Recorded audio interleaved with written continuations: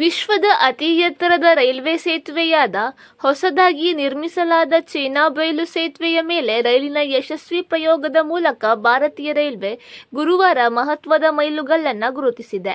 ರಾಂಬನ್ ಜಿಲ್ಲೆಯ ಸಂಗಲ್ದಾನ್ ಮತ್ತು ರಿಯಾಸಿ ನಡುವೆ ಇರುವ ಈ ಇಂಜಿನಿಯರಿಂಗ್ ಅದ್ಭುತವು ಈ ಪ್ರದೇಶದಲ್ಲಿ ರೈಲು ಸಂಪರ್ಕವನ್ನು ಕ್ರಾಂತಿಗೊಳಿಸಲು ಸಿದ್ಧವಾಗಿದೆ.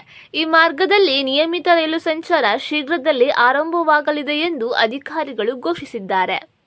ಭಾರತೀಯ ರೈಲ್ವೆ ಅಧಿಕಾರಿಗಳು ಸಂಗಲ್ದಾನ್ನಿಂದ ರಿಯಾಸಿಯವರೆಗೆ ಎಲೆಕ್ಟ್ರಿಕ್ ಎಂಜಿನ್ ಅನ್ನು ಪರೀಕ್ಷಾರ್ಥವಾಗಿ ಓಡಿಸಿದ್ದು, ಚೇನಾಬ್ ಉಕ್ಕಿನ ಸೇತುವೆಯನ್ನು ಯಶಸ್ವಿಯಾಗಿ ದಾಟಿದೆ. ಈ ಬಗ್ಗೆ ಭಾನುವಾರ ಕೇಂದ್ರ ರೈಲ್ವೆ ಸಚಿವ ಅಶ್ವಿನಿ ವೈಷ್ಣವ್ ಅವರು ತಮ್ಮ ಎಕ್ಸ್ ಖಾತೆಯಲ್ಲಿ ವಿಡಿಯೋವೊಂದನ್ನು ಪೋಸ್ಟ್ ಮಾಡಿದ್ದು, ಸಂಗಲ್ದಾನ್ ರಿಯಾಸಿ ನಡುವೆ ಮೊಲದ ಪ್ರಾಯೋಗಿಕ ರೈಲು ಎಂಬ ಶೀರ್ಷಿಕೆಯನ್ನು ಬರೆದುಕೊಂಡಿದ್ದಾರೆ. ಇದು ಪ್ಯಾರಿಸ್ನ ಐಫೆಲ್ ಟವರ್ಗಿಂತ 35 ಮೀಟರ್ ಎತ್ತರದಲ್ಲಿರುವ ರೈಲ್ವೆ ಬ್ರಿಡ್ಜ್ ಇದಾಗಿದೆ.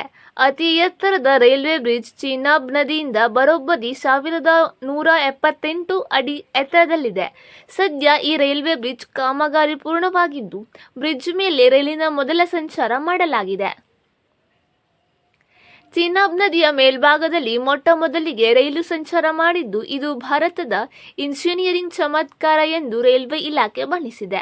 ಜಮ್ಮು ಕಾಶ್ಮೀರ ಸದಾ ಭೂಕಂಪ ಪೀಡಿತ ಪ್ರದೇಶವಾಗಿದೆ. ಆದರೆ ಪ್ರಬಲ ಭೂಕಂಪ ಸಂಭವಿಸಿದರೂ ಈ ರೈಲ್ವೆ ಬ್ರಿಡ್ಜ್ಗೆ ಯಾವುದೇ ತೊಂದರೆ ಆಗಲ್ಲ ಅನ್ನೋದು ಮತ್ತೊಂದು ಹೆಮ್ಮೆಯ ಸಂಗತಿಯಾಗಿದೆ. ಉಧಂಪುರ ಶ್ರೀನಗರ ಬಾರಾಮುಲ್ಲಾ ರೈಲು ಸಂಕಲ್ಪ.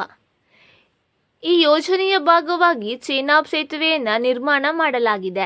ಈ ಮಾರ್ಗದ ಕಾಮಗಾರಿಯು ಬಹುತೇಕ ಮುಕ್ತಾಯಗೊಂಡಿದ್ದು, ಕೆಲವೇ ದಿನಗಳಲ್ಲಿ ಉದ್ಘಾಟನೆಗೊಳ್ಳಲಿದೆ.